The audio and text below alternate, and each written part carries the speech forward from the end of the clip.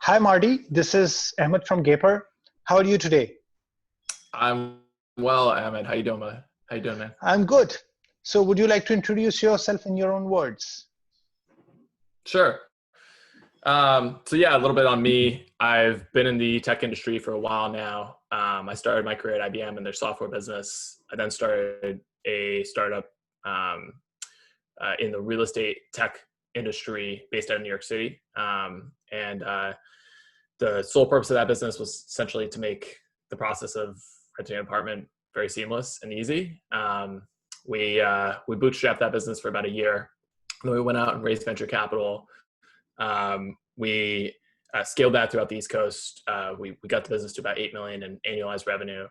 And then we partnered with a company in New York who's taken over that operation. And then I'm now spending a lot of time sort of helping advising founders on how to scale their startups, how to raise capital, how to think about sort of building the internal operations of their business. And I'm also working on in the early stages of a new startup, which we've raised some capital for already. A couple of great folks are already involved, and the sort of the emphasis behind this new startup is really a platform that in and of itself helps founders speed up their startup and hit their milestones faster. And sort of one of the ways I like to describe it is essentially, as just like entrepreneurs will launch an e-com brand on Shopify, we're looking to help entrepreneurs launch their SaaS businesses off of our platform. So yeah, that's what I'm working on. And currently, based out of Silicon Valley right now. That sounds pretty exciting, especially in a world where Amazon, eBay, they exist, right? And Shopify. So, Yeah. have you launched it, or is it in the stealth mode? Yeah, so we're currently in production, so we're building right now. We're spending a lot of time building. We've got a couple of folks, beta customers who are using the product, but we're in beta right now, so we're not allowing new folks to join, but they can join the waitlist. Right. So I asked this because I don't want to ask deeper into your startup because you're not public yet, right? So I'll jump to the remote part. So how do you do it? Do you love going remote? Do you like people in your office? Do you like to get in a room and figure out all the logistics and plans of a project? Or smart boards are better? Yeah, Ahmed. I mean, so at my last company, we were a hybrid. So we had some folks that were remote. We had an office where we had a core team. We had folks on the operation side that were remote, and we also had some folks who were, and we had a good amount of our engineers that were remote as well. So we had a hybrid model, and we learned a lot from that for sure. I think that there's a lot of lessons there on how to kind of think about, I think like, for example, like one of the things that's really important obviously is sort of high communication, because when you have people that are remote, you really want to make sure that they have a really good understanding of what's actually happening in the business at all time, and that sort of the default communication is not from person to person in person, but is to Slack or Confluence or whatever, like your way of spreading information to the organization is. But yeah, there's a ton we can go in. I don't know wherever you want to go with it, but yeah, I'm also currently remote as well. And I think that I think one of the things that's kind of interesting is how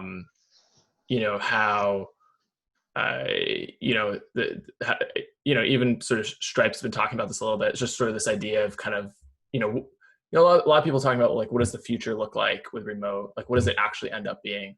And I think there's two things that are kind of two examples that are really interesting. The first one is Stripe, who's sort of been saying, we think that the future is hybrid.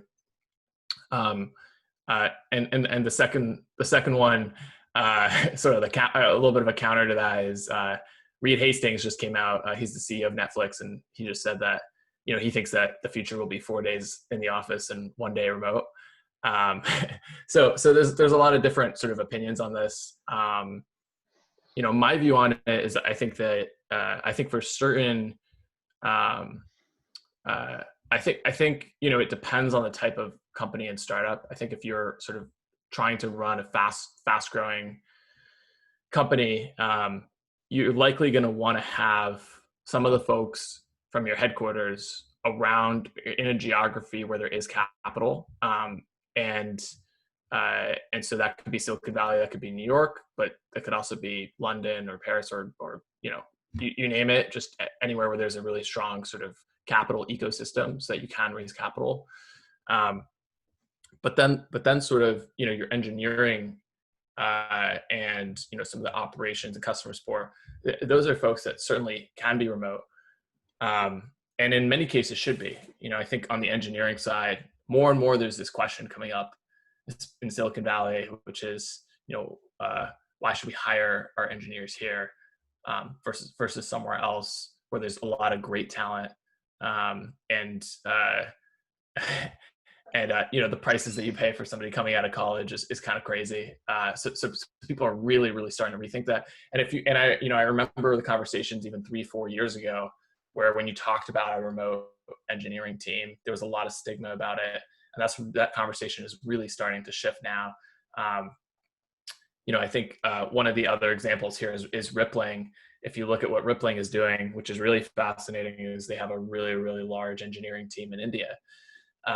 And Rippling, Parker Conrad grew up in the Silicon Valley, sort of thought process on how to build your companies and how to scale. And so I think you're starting to see more of this shift towards Silicon Valley and sort of best practices starting to look remote, especially for engineering teams. So what about Marty? Like, I'm asking because people love taking down Jack Ma's interviews from 90s, right? So when somebody in 2030 dig down this interview of yours, right? So what do you think is the sweet spot? Yeah. I think that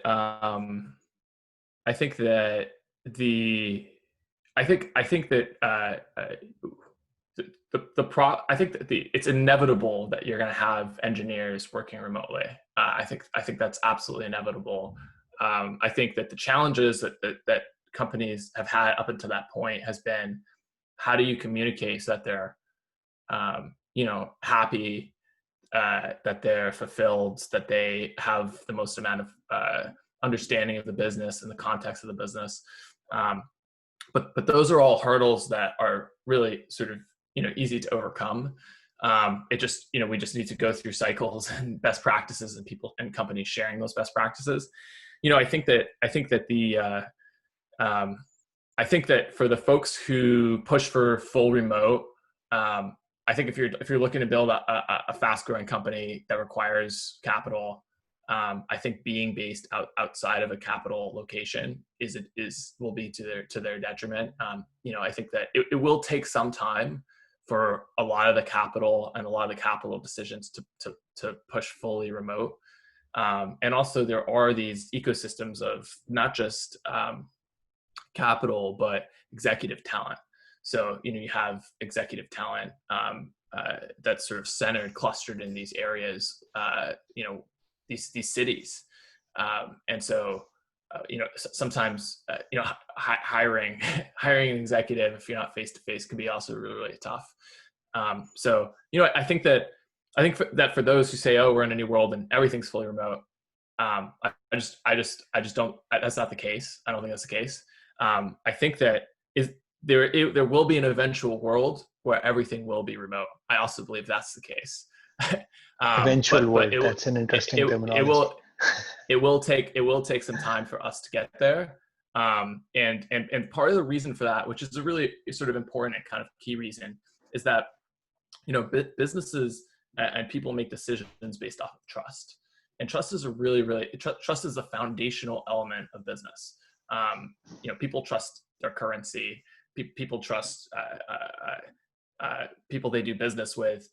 You can say that there's a contract, but it doesn't really matter. You trust the fact that your country is going to, that the legal system will hold up the contract. It's all based on trust. And so for us to, we've been, one of the ways that we gain trust is by physically being in person, seeing the person, understanding them, feeling like, we're here in the same location, we see each other all the time. You sort of build that trust, and to shift that trust fully online takes a lot of time. You have to build a lot of tools for people to really, really start to feel comfortable and to make, not just COVID $10 million checks or $100 million checks into companies, but for that to be the norm, right? Because there's still a lot of companies who are holding off on making big deals remotely because there's no trust, because they're worried about the trust. And so once you can move trust fully online, you'll be able to move all other business online, and that will be a really great thing for a lot of people. I think in general, the push to remote is great because what it does is it elevates talent all over the world. The United States doesn't have a lock on talent. Talent is anywhere. It should be anybody who works hard should be able to, get compensated and get a job working on something. And so, I think overall that is a really, really good thing. But we're not there yet. But in terms of remote for engineering, I think that has totally shifted, and we are there. And that's really fascinating in and of itself, because engineering is one of the largest typically the largest cost of a software startup. So Right. it's a big shift. Yeah, absolutely. So when the office is open, like post-pandemic, do you see yourself working with remote engineers, or you would prefer having them in the Valley? So we're already working with remote engineers right now. Could we end up hiring some folks in the Valley? Sure, but we're definitely looking remote, because there's so much great talent out there remotely. So we're kind of leaning in that direction, but if we find, but it's not, I think that we're going to lean on trying to find the best talent, and it doesn't really matter where that is. So we're not really like specifically looking at Silicon Valley at all. Right. Yeah. So do you think the tools we have today are up to mark now to manage everything remotely, or we are still far from that? Well, we're still learning, right? We're still building new stuff. Somebody just showed me an app the other day called Lounge. I don't know if you've heard of it, but essentially what it is it's an app. It's a mobile app, and you can choose which room you're in, and if everybody's in the kitchen or the dining room, whatever it's called, the microphone is always on. So if you're in the kitchen, dining room, and other people are there, you guys could just talk. But if you're in a room, if you're in like your office or your room, then nobody can talk to you. And so it's sort of like we're creating these visual representations of the office, like online. But it's kind of cool. Like that. I mean, that's super cool, because you can also see, Ahmed's in the dining room chatting with, two other engineers, and they're just hanging out, like eating lunch. Let me go into that room and talk to them. So like we're still building these tools that I think can create just really cool experiences for people who are remote, who can kind of still create a lot of camaraderie, and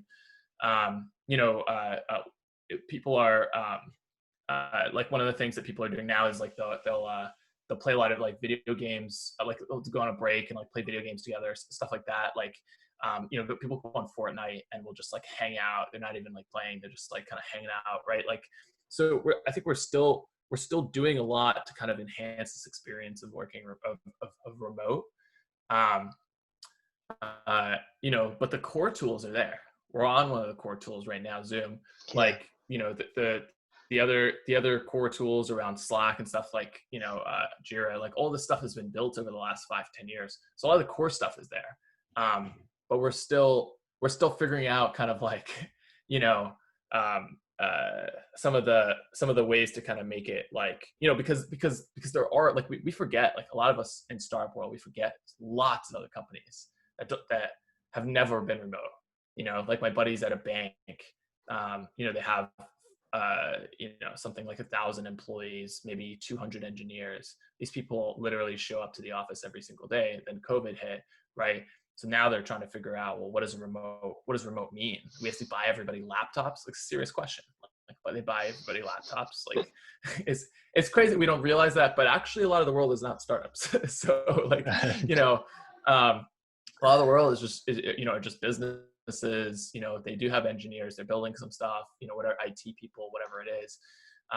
So I think that part of it is moving a lot of those folks over, getting them comfortable with tools. And some of them are not as comfortable with startup tools like the way we are. So I think we need to make those tools even better than they kind of are right now.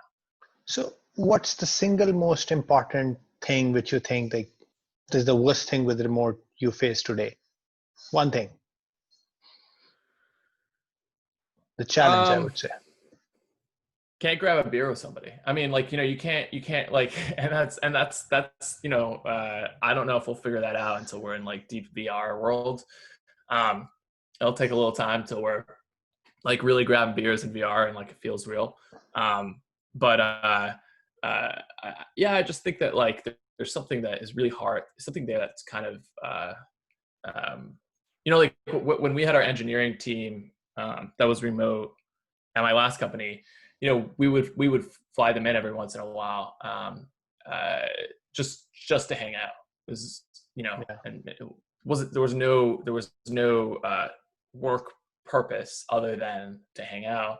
But part of it is we were sort of deepening those bonds and that trust, because you do really want high trust with the people you work with. You want them to kind of understand you, understand your communication style, understand, a little bit, and so I think that, if there are ways to, even on a quarterly or a yearly basis, get people together physically, if there's ways to do that, that's a huge thing, because people really love that. People really appreciate that.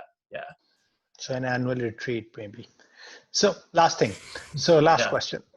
So at Gaper, we have been doing it in the pre-pandemic world as well.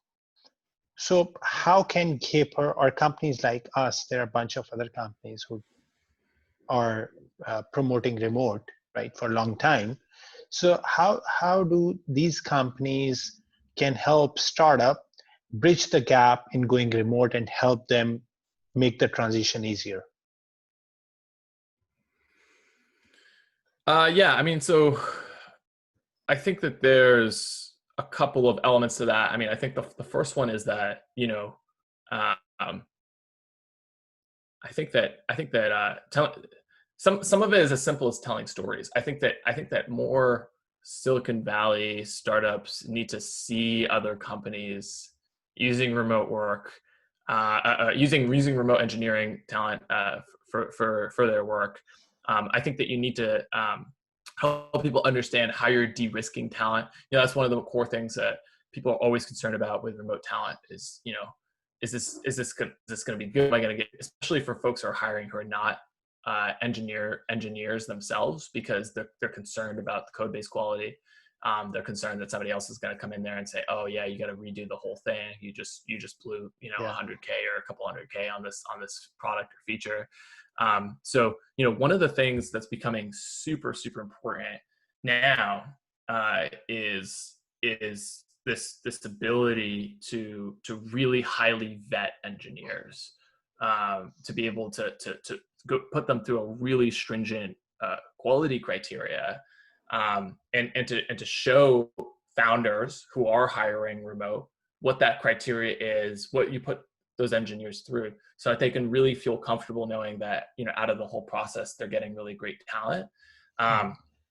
And the folks, that do that really, really well, they're, that's where startups are going to be, and founders are going to be drawn to when they're hiring, because they're going to start feeling really, really comfortable with the types of hires that they're making. And, One of the things that I get every day, maybe 3 messages on LinkedIn with somebody saying they have an engineering firm somewhere remotely and they want to build something for me. And the problem is not that those aren't great people. I'm sure a lot of them are. I'm sure some of them are extremely talented. The problem is I don't know who's who. That's the problem, right? And so the companies that do a great job of actually filtering those and getting rid of the noise and de-risking the decision, they're gonna really, really help those startups hire quickly, remotely, and spin up an engineering team that's high quality really, really quickly. And those are gonna make the difference. Thank you for acknowledging what we do here. Right? So that's what Caper is all about. That was the original idea, and that's where the startup came out. So I want to be mindful of the time as well. We like to keep it short, to the point, for everyone. So thank you, Marty, for being on the call today. It was a pleasure talking to you. Same here, brother.